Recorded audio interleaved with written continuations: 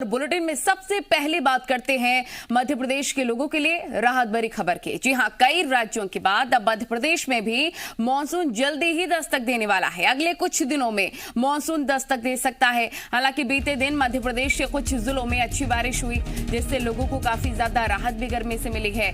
मौसम विभाग ने बारिश का येलो अलर्ट जारी किया है। भोपाल, होशंगाबाद, जबलपुर संभाग के जिलों में गरज चमक के साथ बारिश की संभावना है।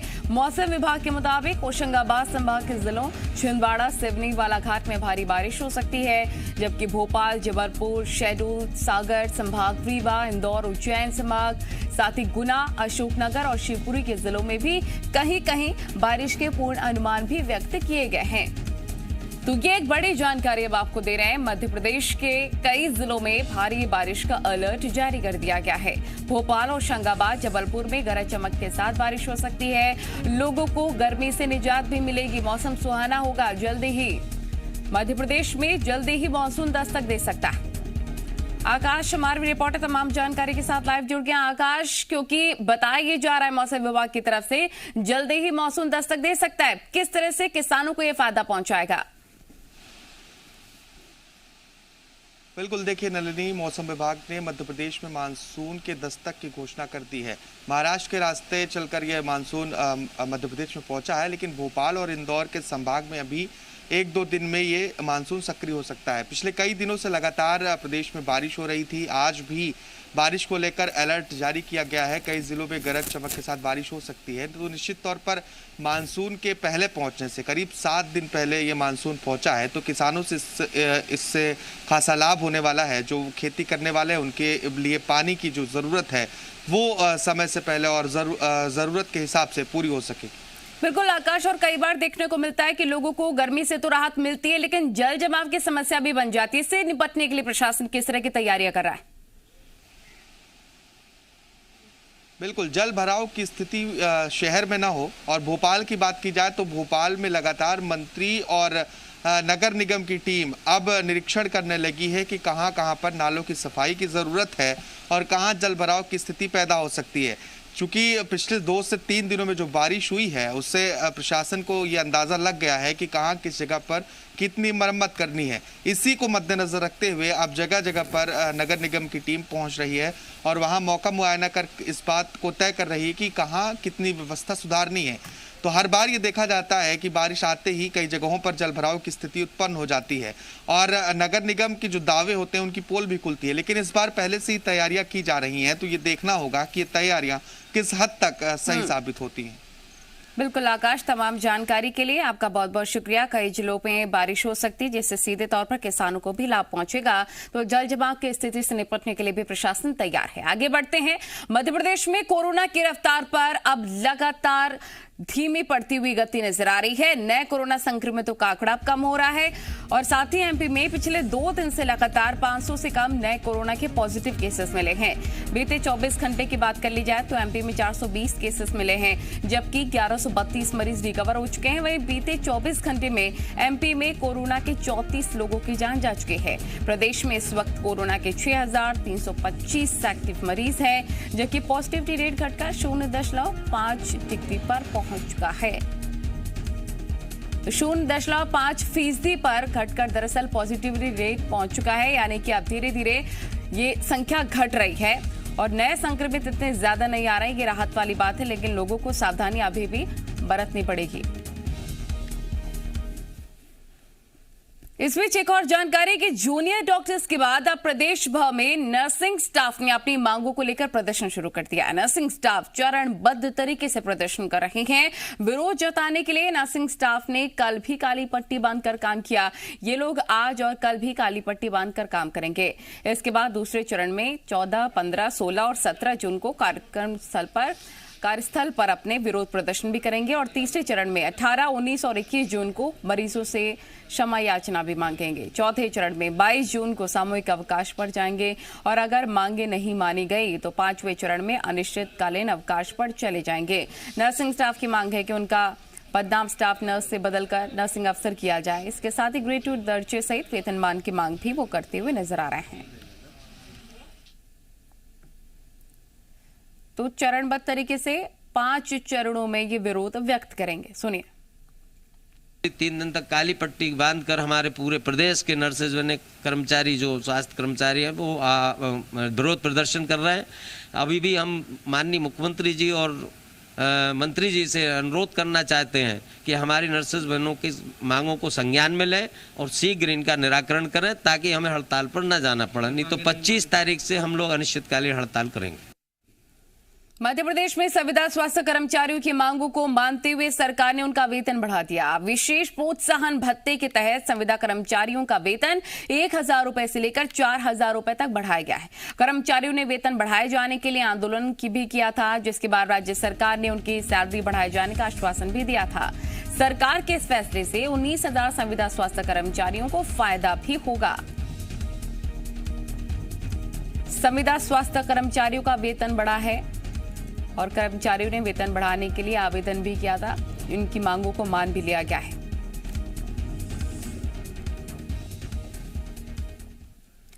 कोरोना आपदा मामले में मध्य प्रदेश हाईकोर्ट में 14 जनहित याचिका पर सुनवाई हुई। हाईकोर्ट ने प्रदेश में निजी अस्पतालों में इलाज की दरों, सरकारी अस्पतालों में सीटी स्कैन मशीनों की सुविधा, वेंटिलेटर्स के इस्तेमाल और कोरोना की तीसरी लहर के मद्देनजर सरकारी तैयारियों के बिंदुओं पर सुनवाई की। सुनवाई के दौरान खुलासा हुआ कि प्रदेश में कोरोना की तीसरी लहर के दौरान 204 वेंटिलेटर सरकारी अस्पतालों के स्टोर में बंद पड़े थे, जिन्हें बैकअप व्यवस्था बताकर अस्पतालों में इस्तेमाल ही नहीं किया गया। सरकार के इस जवाब पर कोर्ट मित्र ने कहा कि अगर स्टोर रूम में बंद पड़े वेंटिलेटर्स का इस्तेमाल कर लिया जाता तो शायद कितनी जिंदगियां बच जाती। कोर्ट मित्र की आपत्ति के बाद हाईकोर्ट ने राज्य सरकार से स्पष्टीकरण मांगा है कि पीएम केयर फंड से अस्पतालों को मिले वेंटिलेटर्स में से इतनी बड़ी तादाद में मरीजों के इस्तेमाल में इसे क्यों नहीं लाया गया। वहीं सुनवाई के दौरान महाराष्ट्र की तर्ज पर मध्य प्रदेश में भी निजी अस्पतालों के बिलों का ऑडिट की मांग की गई है। इस पर भी हाईकोर्ट ने राज्य सरकार का जवाब मांगा है। साथ ही साथ हाईकोर्ट ने प्रदेश के 52 में से 48 जिलों के जिला अस्पतालों में सीटी स्कैन मशीन न होने और कोरोना की तीसरी लहर के मद्देनजर इलाज की व्यवस्थाओं पर भी जवाब मांगा है। हाईकोर्ट ने पाया है कि सरकार तीसरी लहर के मद्देनजर सिर्फ बच्चों के लिए अस्पतालों के मौजूदा स्ट्रक्चर में ही फेरबदल करके व्यवस्थाएं कर रही है, जबकि हेल्थ सेक्टर में डॉक्टर्स की भर्ती सहित बड़े कदम उठाए जाने की जरूरत है। मामले पर अगली सुनवाई 21 जून को की जाएगी।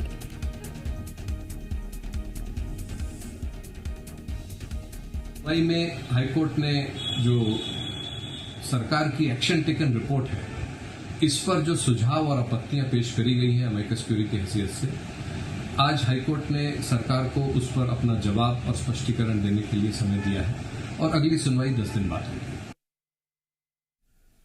वैक्सीनेशन को लेकर एक तरफ जहां सरकार संजीदा नजर आ रही है, तो वहीं भिंड से हैरान कर देने वाला मामला सामने आया। विक्रमपुरा टीकाकरण केंद्र पर एक महिला को कोरोना वैक्सीन के 2 डोज एक साथ लगाने का आरोप है।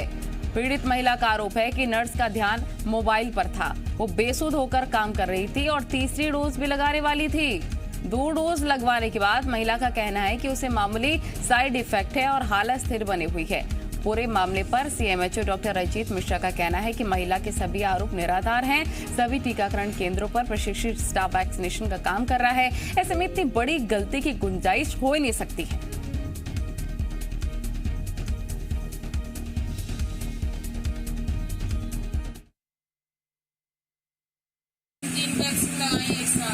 एक साथ कैसे? वहाँ पे हम बैठे थे तो हमें का मालूम कि एक वैक्सीन लग रही है, 2 लग रही है, हमें तो ये पता मालूम कितनी लगेगी, इसका नाम तो उसकी मान ले आ रहा है तो भारत की 2 लगाए तब तो हमने कुछ नहीं बोली, तीसरा भरा ना था हमने उससे बोली नहीं 3 वैक्सीन क्यों लगा रहे हैं आप? तो नहीं, हमने तो ये सीधा ये आरोप निराधार है।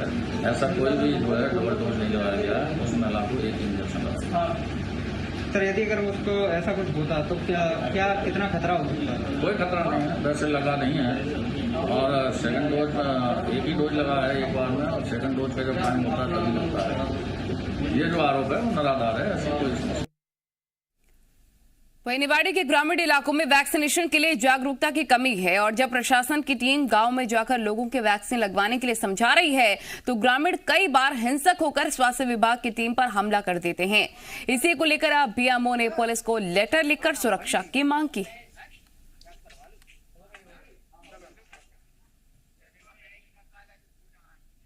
हमारी कई भी टीमें जो है इस बारे में भी निरंतर प्रयास कर रही है कि लोगों को कैसे भी जो उनके मन में भ्रांतियाँ उनको दूर किया जाए।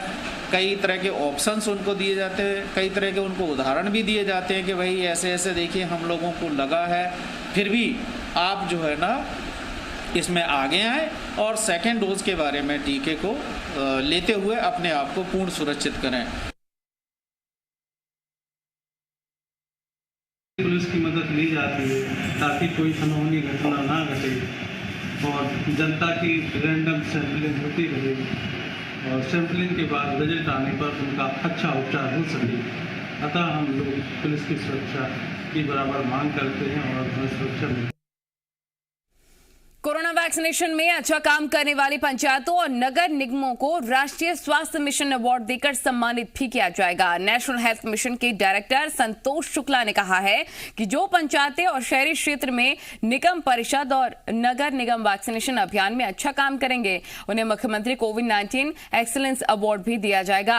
अवार्ड देने के लिए मेरिट के आधार पर पंचायतों और नगर निगमों का चुनाव किया जाएगा। एनएचएम सर्वश्रेष्ठ टीकाकरण करने वाली 20 पंचायतों के अलावा 10 नगर पालिका और 1 नगर निगम का चयन करके उन्हें अवार्ड से सम्मानित भी करेगा।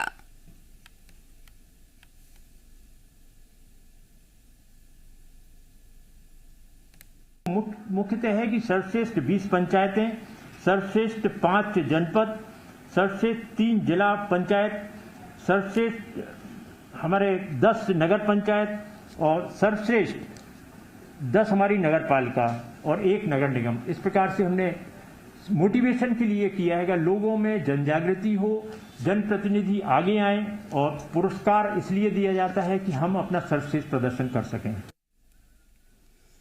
वहीं खंडवा के ग्रामीण इलाकों में वैक्सीनेशन बढ़ाने के लिए प्रशासन स्थानीय बुद्धिजीवियों का सहारा ले रहे हैं, जिससे कि वो लोगों को उन्हीं की भाषा में वैक्सीन के प्रति अच्छी तरीके से जागरूक कर सकें, क्योंकि ग्रामीण इलाकों में जागरूकता की कमी की वजह से लोग स्वास्थ्य विभाग की टीम पर हमला करते भी नजर आ रहे हैं। स्थानीय लोगों का सहारा लेने का इसका असर भी दिख रहा है। हरसूद तहसील के आशापुर गांव में 97% तक वैक्सीनेशन हो चुका है। लैंग्वेज में वैक्सीनेशन को लेकर और प्रोत्साहित किया जा रहा है लोगों को, और साथ में मंत्री जी की भी टीम के द्वारा उसमें पूरा सहयोग दिया जा रहा है। जो हमारे लोकल जनप्रतिनिधि हैं वहाँ के, उनके द्वारा भी पूर्ण सहयोग और जनता के द्वारा भी पूर्ण सहयोग मिल रहा है। इसी प्रकार से हम लोग आगे जन सहयोग से 100% टीकाकरण पंचायत वाइज करवाने का लक्ष्य पूर्ण करेंगे। हमारी आशा कार्यकर्ता हैं जनप्रतिनिधियों के साथ हमारे सीएचओज डॉक्टर्स जागरूक कर रहे हैं और हमने लक्ष्य बनाया है, पुनः लक्ष्य बनाया है कि ग्राम रजूर और ग्राम खालवा को 100% वैक्सीनेशन करवाएंगे। उसके उपरांत हमारा लक्ष्य है कि जहाँ पे भ्रांतियाँ फैली है, जहाँ लोग वैक्सीन लगाने में डर रहे हैं, खासकर दूरस्थ अंचल के जो गाँव हैं, वन ग्राम से, वहाँ पर हमारा टारगेट चल रहा है कि हम 100% टीकाकरण कराएंगे। खंडवा के 2 मासूम बच्चों के लिए मुख्यमंत्री शिवराज सिंह चौहान एक सहारा बन गए हैं। महिला बाल विकास विभाग के अधिकारी इन बच्चों से मिलने पहुंचे और बच्चों के नाना नानी को कोविड बाल कल्याण योजना की जानकारी दी है। विकास विभाग के अधिकारी ने बताया कि कोरोना महामारी के कारण अनाथ हुए बच्चों को सरकार 5,000 रुपए छात्रवृत्ति और उनकी पढ़ाई का सारा खर्च सरकार उठाएगी। बच्चों को मुफ्त राशन भी दिया जाएगा। बता दें कि अप्रैल महीने में 1 हफ्ते के अंदर मासूम के माता पिता दोनों की मौत हो गई थी, जिसके बाद दोनों बच्चे नाना नानी के घर पर रह रहे हैं। गौरतलब है कि मुख्यमंत्री शिवराज सिंह चौहान ने पिछले दिनों ही अनाथ हुए ऐसे बच्चों के लिए योजना प्रारंभ की है। खंडवा में ऐसे लगभग 15 बच्चे चिन्हित किए गए हैं जिनके सिर से माता पिता का साया उठ गया है। अभी बच्चे हमारे पास है, दोनों बच्चे अनाथ हो गए हैं सर। अभी हमारे घर पर महिला बाल विकास से महिलाएं आई थी, अभी कलेक्टर साहब आए, उन्होंने बच्चों के लिए बोला है उनको 5,000 रुपये महीना मिलेगा, 2 बच्चों को 10,000 रुपये महीना मिलेगा। और हम नाना नानी है और शिवराज जी चौहान जो मदद दे रहे हैं उनकी मतलब थोड़ा लाभ रहेगा, बच्चे उनके भविष्य सुधरेगा और उनका आगे जाके पैर पे खड़े हो जाएंगे। डर के साए से निकलकर क्या माफिया फिर से मध्य प्रदेश में सक्रिय हो रहा है? ये सवाल इसलिए क्योंकि एक तरफ जहां मुरैना में वन विभाग की टीम पर रेत माफिया के हमले की तस्वीरें सामने आई, तो दूसरी तरफ कांग्रेस विधायक लक्ष्मण सिंह ने कांग्रेस की आड़ में अतिक्रमण करने वालों पर कार्रवाई की मांग कर प्रदेश की सियासत को गरमा दिया है, जिसके बाद इस सवाल ने भी जोर पकड़ लिया है कि क्या माफिया को सियासतदानों का संरक्षण मिल रहा है?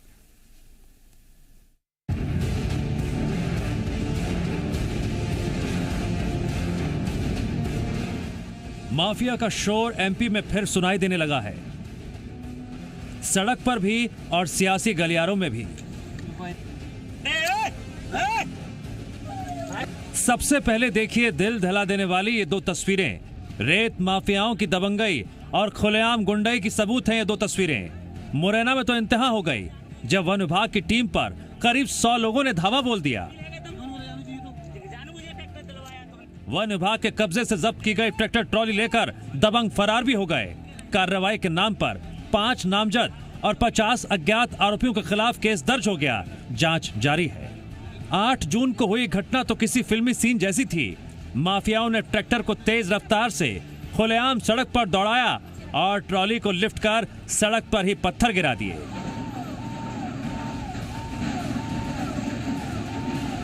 माफियाओं ने कानून को चुनौती दी। इधर कांग्रेस के विधायक लक्ष्मण सिंह ने अतिक्रमण माफियाओं के खिलाफ कार्रवाई की मांग करते हुए ट्वीट कर अपनी ही पार्टी के नेताओं का कनेक्शन माफिया से जोड़ दिया। लक्ष्मण सिंह ने ट्वीट किया, भू माफिया के विरुद्ध कार्रवाई शुरू होनी चाहिए। लॉकडाउन भी धीरे धीरे खुल रहा है, प्राथमिकता पर उनका अतिक्रमण हटाना चाहिए। जो हमारी और हमारी पार्टी की आड़ में अतिक्रमण करके बैठे हैं, गुना जिले से शुरू हो तो और भी उचित होगा। इसके बाद माफिया की सक्रियता और संरक्षण पर प्रदेश में बहस छिड़ गई। ट्वीट के बहाने बीजेपी को मौका मिल गया कांग्रेस पर उंगली उठाने का।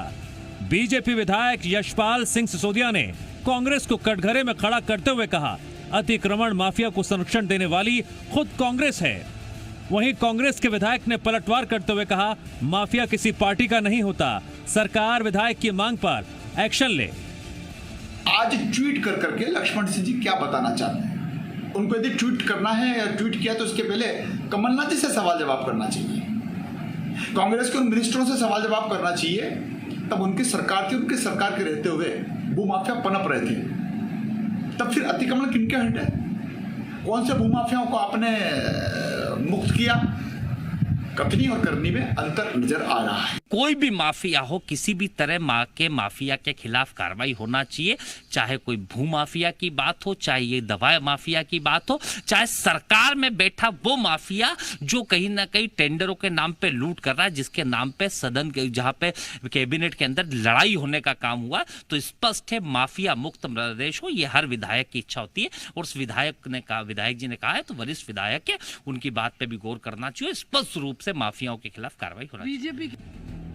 माफिया पर किसका हाथ है? क्या माफिया को उनके अतिक्रमण को कोई संरक्षण दे रहा है?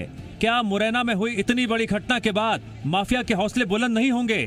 क्या माफिया पर कार्रवाई के नाम पर सिर्फ कागजी खाना पूर्ति हो रही है? और सबसे बड़ा सवाल ये कि सरकार चाहे किसी की भी हो, आखिर माफिया बेलगाम क्यों है?